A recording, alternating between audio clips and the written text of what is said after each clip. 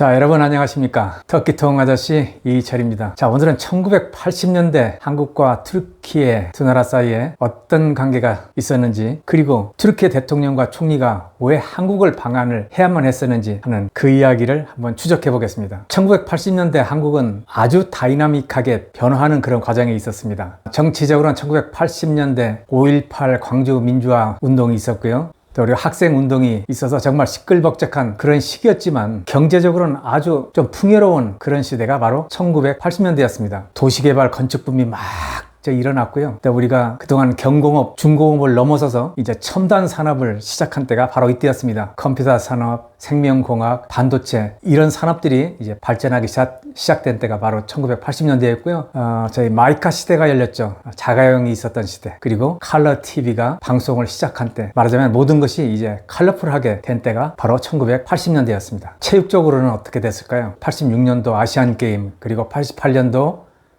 올림픽 게임 을 저희 대한민국이 유치를 했고요. 또 음악적으로는 송골매다, 또 신촌 블루스 같은 이런 락밴드가 또 생겼고, 그 유명한 조용필, 이선희 같은 이제 대형 가수들이 출연한 때가 바로 1980년대였습니다. 이 1980년대를 한번 비행기에 비유를 한다면요. 어떤 비행기가 이렇게 활주로를 쭉 이렇게 지나지 않습니까? 활주로를 지난 다음에 이제 창공을 나르기 위해서 이렇게 이륙하는 단계, 이 도약하는 단계가 있습니다. 테이크 오프라고 하는데요. 바로 경제적으로 그러한 시대, 새로운 도약의 단계 시대, 도약의 시대가 바로 1980년대였습니다. 이 변화무쌍한 시대가 1980년도였는데요. 눈을 터키 쪽으로 들여다볼까요? 터키도 마찬가지였습니다. 불행이지만, 불행이라면 불행이고 다행이라면 다행인 한 사건이 있었는데, 1980년도에 총사령관이 이제 민간 정부를 이제 접수를 하고요. 이제 헌법 개정을 통해서 총사령관인 케난 에브렌이 튀르키예의 대통령이 됩니다. 그리고 헌법 개정을 통해서 이제 총선이 있었는데, 툴굿 외잘이 이끄는 그 조국당이 이제 집권당이 됩니다. 자, 이제 이야기를 이제 케난 에브렌하고요. 그 다음에 외잘 총리에 집중해서 한번 얘기를 해보겠습니다. 자, 그런데 이제 군 사령관에서 쿠데타로 이제 대통령이 된 이제 케난 에브렌의 관심사항은 바로 경제발전이었습니다. 그래서 케난 에브렌 대통령이 경제발전 모델로 이 관심을 가진 건 그 당시 바로 한국이었습니다. 대한민국. 왜냐하면 케난 에브렌 대통령은 한국 전쟁이 끝난 이후에 약 한 1년 동안 한국에서 장교로 근무한 경험이 있었기 때문에 이미 한국이 어떤 나라인지, 그동안의 이 발전 과정을 이룩한 한국에 대해서 잘 알고 있었기 때문에 바로 한국을 지목한 겁니다. 자, 한국을 배워야 되겠다. 한국의 경제 발전에 대해서 배워야 되겠다. 케난 에브렌 대통령의 첫 번째 관심은 어떻게 하면 경제 발전을 할 수 있을 것인가, 여기에 관심을 가지게 되었습니다. 그 이유는 뭘까요? 그 이유는 군사 정권의 정당성을 얻기 위해서는 경제 발전을 시키는 것이 가장 좋은 방법이었거든요. 그래서 1982년 12월에 튀르키예 대통령으로서는 처음으로 한국을 공식 방문합니다. 그것이 1982년 12월이었습니다. 그 당시 우리 언론은 튀르키예 대통령의 그 방한에 대해서 아주 집중적인 관심을 가졌고요. 대대적으로 보도를 해줬습니다. 이 튀르키예가 어떤 나라인지 지정학적으로 중요했고, 또 역사 문화적으로 강한 그런 나라였다는 것을 이제 소개를 했고요. 자, 이런 그 역사 강국, 문화 강국, 또 한국전쟁 때 우리를 도와준 튀르키예와 협력을 한다면 참 좋을 것이다 하는 이런 청사진을 가지고 기사들이 많이 쓰여졌습니다. 자, 그 당시 우리 언론에서 보도한 거 하나 소개해 드릴까요? 제가 가지고 있는 것이 조선일보 1982년 12월 22일자 조선일보 기사인데요. 여러분께 한번 보여드리겠습니다. 자, 민간기업 주도 경협 강화라는 이런 기사입니다. 자, 한번 보시죠.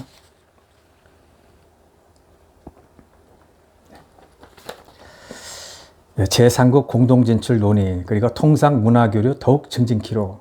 제3국 공동진출이라고 했는데, 이때 제3국이라는 것은 중동을 의미합니다. 1970년대에는 이 중동에서 건설붐이 막 일어나지 않았습니까? 이 튀르키예도 이 건설 부분에서 상당히 경쟁력이 있었기 때문에, 자, 우리 중동에서 한국과 튀르키예가 공동으로 진출하면, 건설 분야에서 공동으로 진출하면 어떻게 하느냐, 이런 생각이 떠오르게 된 겁니다. 자, 이렇게 해서 케난 에브렌의 대통령의 방안은 한국과 튀르키예 간 민간 기업 간의 그 협력을 증진하면 좋겠다, 이런 뜻이 모아진 그런 방문이었습니다.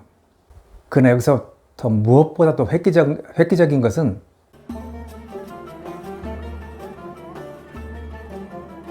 이제 민간 정부로 출발한 투르구트 외잘이라는 총리가 이끄는 모국당의 정책 변화입니다. 이 정책 변화가 아주 획기적으로 튀르키예의 그 모습을 완전히 변화시키는 그런 정책이 되었습니다. 그게 뭐냐면 수출 주도 산업화 정책을 이때 처음으로 발표를 했습니다. 수출 주도 산업화 정책, 우리한테는 익숙한 말 아닙니까? 박정희 대통령이 추진했던 수출 주도 산업화 정책. 이것이 1980년도에 투르크트 외잘 총리회에서 처음으로 발표가 됐습니다. 그럼 그 이전에는 튀르키예의 산업화 정책은 뭐였냐면요, 수입 대체 산업화 정책입니다. 수입 대체 산업화 정책. 말이 조금 어렵죠? 수입 대체 다음에 자국 생산 산업화 정책, 이렇게 설명을 하면 조금 이해가 쉬울 텐데, 수입할 물량을 수입하지 않고 그것을 자국에서 생산해서 조달하겠다는 겁니다. 쉽게 얘기하면 수입을 최대한 자제하겠다, 거의 안 하겠다는 정책입니다. 안 하고, 수입을 안 하고 자국에서 생산해서 조달하겠다. 이것이 수입 대체 산업화 정책인데요. 이제 이 정책을 버리고 투르크트 외잘 총리 정부가 처음으로 수출 주도 산업화 정책을 이제 공식적으로 발표를 한 겁니다. 자, 이때부터 이제 튀르키예가 이제 본격적으로 이제 발전을 시작하게 되는 겁니다. 아까 제가 한국에서 이제 테이크업 하는데 도약 단계를 설명드렸지 않습니까? 바로 그 단계가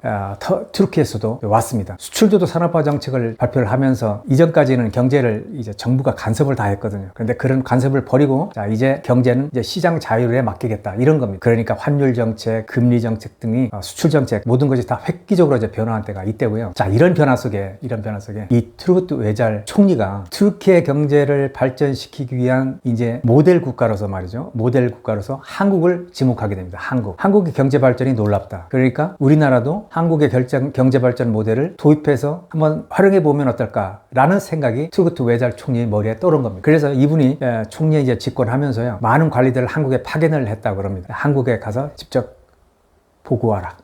모델이라는 말이 생겼거든요. 한국 모델. 자, 지금 여러분께 이제 보여드리는 이제 기사처럼, 이것은 1985년도 1월 23일자 휴리에트 신문에서 기사가 이렇게 나왔습니다. 콜의 하얄리미세 오르탁 올드. 이제 한국은 우리와 공동의 꿈을 가진 나라다. 그러니까 우리의 꿈과 한국의 꿈이 똑같다. 그러면서 이제 외잘 총리와 전두환 대통령의 사진을 경행해서 올려놨고요. 한국이 바로 우리가 배워야 될 그런 경제 발전 그 모델 국가다, 이렇게 소개를 했습니다. 이것이 1985년이었고요.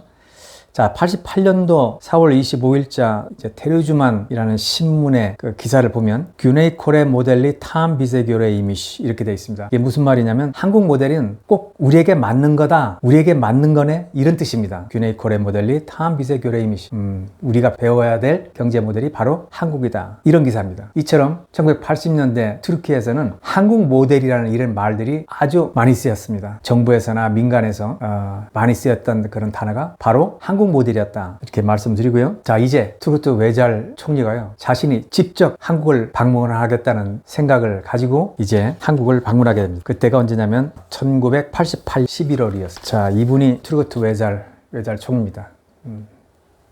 아주 경제통이었고요. 굉장히 활달한 그런 총리였습니다. 당시 88년도 저희 한국에서 발간되는 디플로머시라고 하는 이런 잡지의 표지에 이제 표지 인물로 이렇게 실렸고요. 그 안에는 투르크트 외잘 총리와의 그 인터뷰 기사가 이렇게 실려 있는데, 이렇게 인터뷰 기사가 실려 있는데요.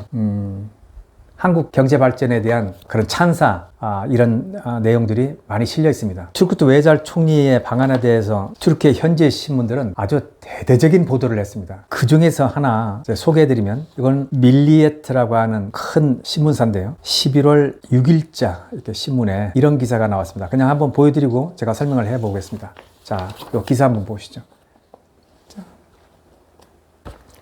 여기 보면 이제 작은 제목은 말이죠. 규네이 코레일레 에코노믹 21일인의 일크 아담 아텔드. 그러니까 한국과 경제 협력에 첫 발을 디뎠다, 이거죠. 첫 발을 디뎠다는 것이 이제 작은 제목이고요. 이제 큰 제목으로는 여기 보시는 것처럼 스작 바실랑그치인데요.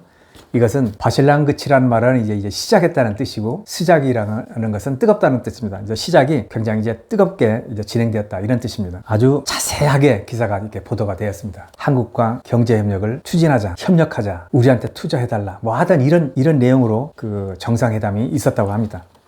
케난 에브라임 대통령과 투르크트 외잘 총리의 이 방안으로 한국과 이 튀르키예 간의 그 무역, 통상, 교류가요, 사실 본격적인 단계로 들어가는 그런 시작 포인트였습니다. 이때부터 이제 두 나라 관계가 다방면으로 발전하는 이제 그런 계기가 되었습니다. 투르크트 외잘 총리의 방안, 그리고 케난 에브라임 대통령의 방안, 그리고 투르크트 외잘 총리의 방안에 관한 잘 알려지지 않은 한 뒷얘기 한번 해보겠습니다.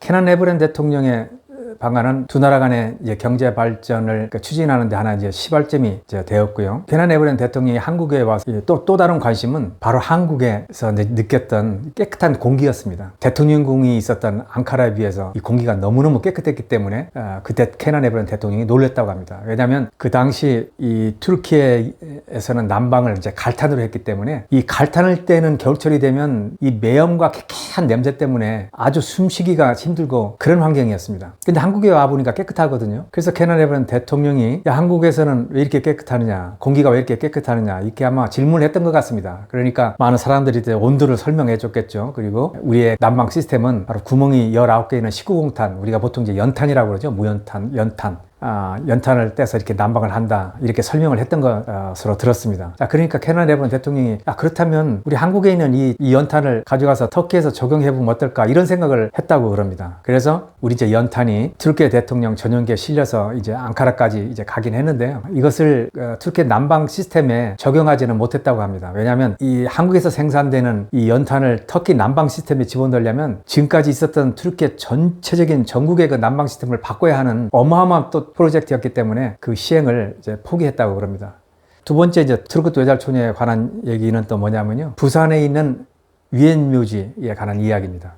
한국에서 전두환 대통령과 이제 정상회담을 잘 마무리를 하고 그 다음에 부산으로 내려갔습니다. 부산에 가면 유엔 묘지가 있죠. 유엔 묘지를 가본 투르크 외잘 총리하고 그 수행단이 유엔 묘지가 깨끗하고 또 거기에 잠들어 있는 튀르키예 그 전몰 장병들의 그 잠들어 누워 있는 묘소를 보고 아주 감격해서 많은 눈물을 흘렸다고 합니다. 한국과 튀르키예 그 거리가 얼마나 먼데, 우리가 보통 직선거리 8,000km라고 그러죠. 이 대한민국의 이 땅에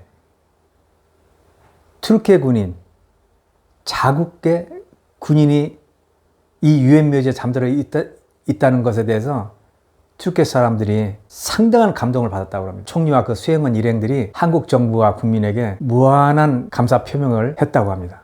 기사에서 보니까요, 어떤 기자가 이렇게 자기 기사를 이렇게 끝맺었습니다. 부산에 있는 유엔 묘지에 누워있는 우리 아들들, 그 장병들을 보고 무한한 감에 빠져들었는데 그 너무나 감동이 커서 내가 이제 더 이상 이 기사를 쓸 수 없어서 나는 오늘 기사는 여기서 마무리하겠다, 이렇게 맺었습니다. 참 이때 이 튀르키예 외잘 총리의 그 한국 방안은 정치적으로나 경제적인 그 의미, 성과가 있었지만 이것보다도 더 큰 이 성과는 이 총리와 그 수행원들이 부산 유엔 묘지에 가서 그 느꼈던 그 감동, 이것이 무엇보다도 큰 성과였습니다. 그래서 이분들이 튀르키예 돌아가서 한국 정부와 한국 국민에 대한 그 감사의 표명이 지금까지도 이어져 내려오고 있는 것입니다. 자, 오늘은 여기까지 하겠습니다. 자, 시청해주신 여러분 감사합니다.